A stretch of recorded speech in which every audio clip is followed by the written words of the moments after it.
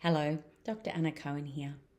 Parents often ask me how they can support their toddler and young children when they're experiencing a tantrum. Preschoolers undergo rapid physical and emotional changes. Their minds and bodies are developing, and their exploration of the world is expanding. During this time, their ability to manage emotions and understand their needs often leads to overwhelm. Let's consider 5 common reasons why kids whine and tantrum and the strategies that can help meet their needs and support them in developing their emotional intelligence.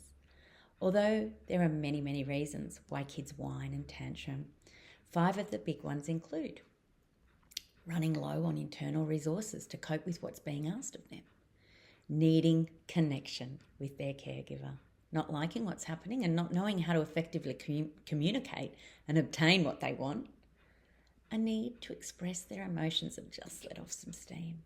And a big one is they know it works and it gets them what they want. Yikes. Remember that better parent key. What we pay attention to, we see more of. We're going to look at each one now. Oftentimes, toddlers and young kids whine and tantrum when they're running low on internal resources to cope with what's being asked of them. When this happens, we want to make sure that their basic needs are met. These needs include the need for food and water, sleep, downtime, and movement to help manage their energy levels. If any of these needs haven't been met, then your little person will not have enough cognitive energy in the tank to cope with activities they don't want to do. Needing connection with caregivers is another reason why we see tantrums in little people. Caregivers are the most important people in little people's lives. Connection and attention are 2 of their biggest needs, and if this isn't provided consistently, then they're going to seek it in other ways. To parents, telling your child off and getting angry when they're having a tantrum may not seem like a nice experience, but in that moment, you're giving your child your full attention, which for them becomes rewarding. Remember, the better parent key, what we pay attention to, we see more of. It's very true. So what we want to be doing is paying attention to the behaviours we want to see more of. Consistent positive attention, connection and attachment are some of your biggest tools in assisting your little people to manage the ups and downs of the preschool and early school years. You would know all too well that toddlers and young children whine and tantrum when they don't like what is happening and don't know how to effectively communicate and obtain what they want.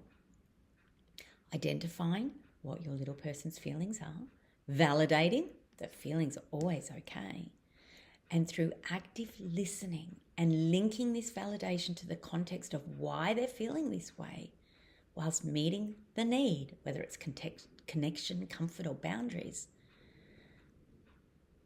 This is how we're going to develop their emotional intelligent resources.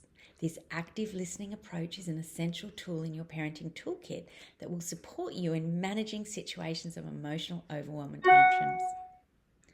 Another common reason why kids whine and tantrum is the need to express their emotions. There's often so much going on for our little people. Sometimes they just need to let off some steam. Meet your child with comfort and connection, and when you're able, show them other ways to manage this effort, this energy, this steam. You can get them to do jumping jacks, to rip up paper, pound Play-Doh, or do any number of fun activities to release that energy. One of the most common things we see in little people is knowing that tantrums get them exactly what they want. As such, it becomes habit very quickly. I'm not saying young people like having tantrums, but remember, what we pay attention to, we see more of. And I know that whining and tantrums can be very frustrating to manage. And as parents, we want it to be over with as quickly as possible. If there's no emergency, then time and patience will be a key here. Take a deep breath. Use your stop, breathe and respond method to ace your parenting, and any of your other tools from your parenting toolkit. Could be giving them choice.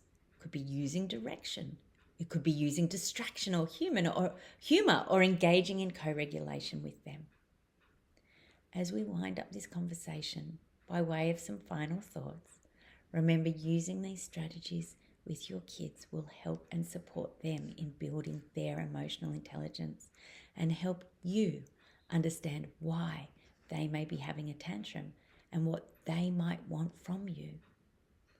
While it may feel difficult navigating these times with little people, remember the comfort and connection you're providing them, along with positive attention for the behaviours you want to see more of, will assist them in managing these ups and downs. If you're looking for more insights on parenting strategies, feel free to visit the Better Parent Academy or my book, Parenting Made Easy, The Early Years, where you can explore the courses designed to equip you with valuable tools and techniques. Remember, it's okay to take your time, be kind to yourself, and trust that the work you're doing will have a lasting positive impact on your child. You've got this. I wish you joy in your parenting.